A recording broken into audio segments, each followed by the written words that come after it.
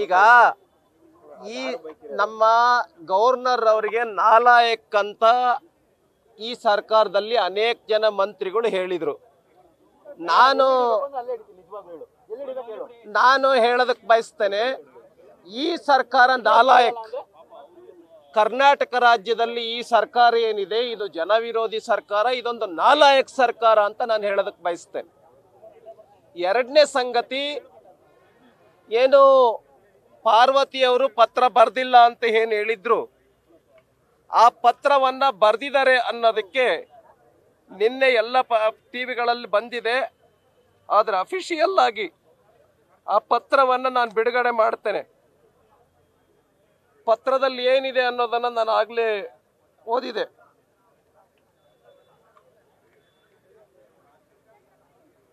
ನೋಡಿ ಪತ್ರ, ನೋಡಿ ಇಲ್ಲಿ ಪತ್ರ ಇದೆ.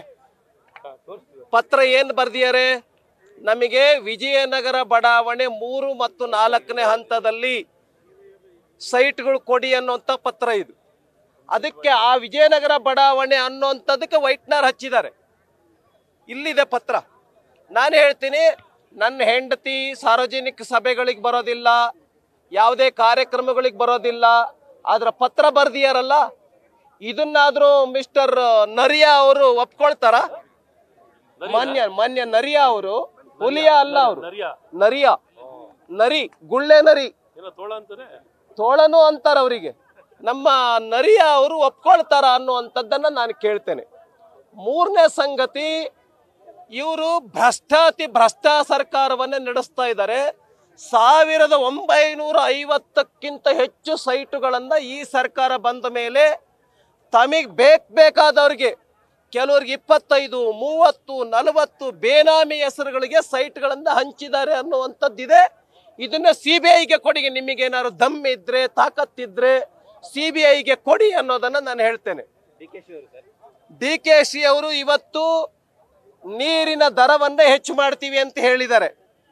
ಮಾನ್ಯ DKಶಿ ಅವರು ನಗರಾಭಿವೃದ್ಧಿ ಸಚಿವರು, ಬೆಂಗಳೂರು ಮಹಾನಗರ ಅಭಿವೃದ್ಧಿ ಸಚಿವರು. ನನ್ನ ಪ್ರಕಾರ ಬೆಂಗಳೂರು ಮಹಾನಗರವನ್ನ ಮುಳುಗಿಸೋ, ಮಳೆ ಬಂದಾಗ ಬೆಂಗಳೂರು ಗುಂಡಿಗಳಲ್ಲಿರ್ತಕ್ಕಂಥ ಬೆಂಗಳೂರು ಆಗ್ತಾ ಇದೆ. ಇದೊಂದು ಪಾಟ್ ಹೋಲ್ ಸಿಟಿ, ಗುಂಡಿಗಳ ಬೆಂಗಳೂರು ಆಗ್ತಾ ಇದೆ.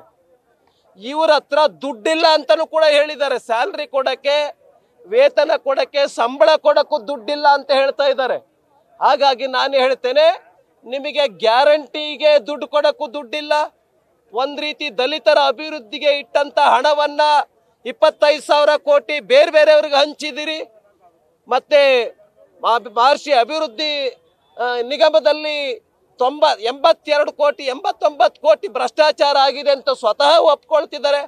ಆ ಹಿನ್ನೆಲೆಯಲ್ಲಿ ಈ ಸರ್ಕಾರ ರಾಜೀನಾಮೆ ಕೊಟ್ಟು ಮನೆಗೆ ಹೋಗ್ಬೇಕು ಅಂತ ಆಗ್ರಹ ಪಡಿಸ್ತೇವೆ. ಕೊನೆ ಪಾಯಿಂಟು, ನಾವು ದಲಿತೋದ್ಧಾರ, ನಾವು ಅಂಬೇಡ್ಕರ್ ಪರ ಸರ್ಕಾರ, ಸಂವಿಧಾನ ಪರ ಇರೋ ಸರ್ಕಾರ ಅಂತ ಹೇಳ್ತಾ ಇದ್ದಾರಲ್ಲ, ಒಬ್ಬ ಅಸ್ಪೃಶ್ಯ ಸಮುದಾಯದಲ್ಲಿ ಹುಟ್ಟಿರ್ತಕ್ಕಂಥ, SC ಸಮುದಾಯದಲ್ಲಿ ಹುಟ್ಟಿರ್ತಕ್ಕಂಥ ನಮ್ಮ ರಾಜ್ಯಪಾಲರಿಗೆ ಬಾಂಗ್ಲಾದೇಶಕ್ಕೆ ಓಡಿಸ್ತೀವಿ ಅಂತ ಹೇಳ್ತಾ ಇದ್ದಾರಲ್ಲ, ಅವ್ರ ಬಗ್ಗೆ ಯಾವ ಕೇಸನ್ನ ಹಾಕಿದೆ? ನಾಲಾಯಕ್ ಅಂತ ಹೇಳಿದ್ದಾರೆ ರಾಜ್ಯಪಾಲರನ್ನ, ಏಕವಚನದಲ್ಲಿ ಬೈದಿದ್ದಾರೆ. ಅಂತವ್ರ ಬಗ್ಗೆ ನೀವು ಯಾವ ಕಂಪ್ಲೇಂಟ್ ಅನ್ನ ಮಾಡಿದಿರಿ? ಯಾವ ಕ್ರಮವನ್ನ ತೆಗೆದುಕೊಳ್ತೀರಿ ಅನ್ನುವಂಥದ್ದನ್ನ ಕೇಳ್ತಾ, ಈ ಸರ್ಕಾರ ನಾಲಾಯಕ್ ಸರ್ಕಾರ ಅಂತ ಹೇಳ್ತಾ 2 ಮಾತನ್ನ ಮುಗಿಸ್ತೇನೆ. ಬೆಂಗಳೂರವರಿಗೆ ಉಪಕಾರ ಸ್ಮರಣೆ ಇಲ್ಲ ಅನ್ನುವಂತ ಹೇಳಿಕೆಯನ್ನು ಕೊಟ್ಟಿದ್ದಾರೆ. ಬೆಂಗಳೂರಿನ 3 ಲೋಕಸಭಾ ಕ್ಷೇತ್ರ, ಚಿಕ್ಕಬಳ್ಳಾಪುರ ಗ್ರಾಮೀಣ, ಈ ಸೋಲಿನ ಹತಾಶನ ಅವರಿಗೆ. ನೋಡಿ, ಇವರಿಗೆ ಉಪಕಾರ ಸ್ಮರಣೆ ಇಲ್ಲ. ಯಾಕೆ ಅಂತ ಹೇಳಿದ್ರೆ 136 ಸೀಟ್ಗಳನ್ನ ಜನ ಇವ್ರನ್ನ ಗೆಲ್ಲಿಸಿ ಕಳಿಸಿದ್ರು. ಅಂತ ಜನರಿಗೆ ಇವ್ರು ಏನೇನು ಕೊಡುಗೆಯನ್ನ ಕೊಡ್ತಿದ್ದಾರೆ? ಉಪಕಾರ ಸ್ಮರಣೆ ಇಲ್ಲದೆ ಇರ್ತಕ್ಕಂಥವ್ರು, ಧರ್ಮ ವಿರೋಧಿ, ಜನ ವಿರೋಧಿ, ಸಂಸ್ಕೃತಿ ವಿರೋಧಿ ಸರ್ಕಾರ ಆಗಿರ್ತಕ್ಕಂಥ ಇವರು ಮದ್ಯಪಾನದ ದರವನ್ನು 5 ಸಾರಿ ಹೆಚ್ಚಿಗೆ ಮಾಡಿದ್ರು. ನೀರಿನ ದರ ಹೆಚ್ಚು ಮಾಡ್ತೀವಿ ಅಂತ ಹೇಳ್ತಾ ಇದ್ದಾರೆ. ಹಾಲಿನ ದರ ಹೆಚ್ಚು ಮಾಡಿದ್ರು, ರಿಜಿಸ್ಟ್ರೇಷನ್ ಶುಲ್ಕ ಹೆಚ್ಚು ಮಾಡಿದ್ರು, ಸ್ಟ್ಯಾಂಪ್ ಡ್ಯೂಟಿ ಹೆಚ್ಚು ಮಾಡಿದ್ರು, ಆಮೇಲೆ ವಿದ್ಯುತ್ ದರ ಹೆಚ್ಚು ಮಾಡಿದ್ರು. ಎಲ್ಲ ಸರಣಿ ರೀತಿಯಲ್ಲಿ ಹಂತವಾಗಿ ಎಲ್ಲ ದರಗಳನ್ನೇ ಹೆಚ್ಚು ಮಾಡಿದ್ದಾರೆ. ಜನರ ಜೀವನ ಅತ್ಯಂತ ದುರ್ಭರವಾಗ್ತಾ ಇದೆ, ಕಷ್ಟವಾಗ್ತಾ ಇದೆ.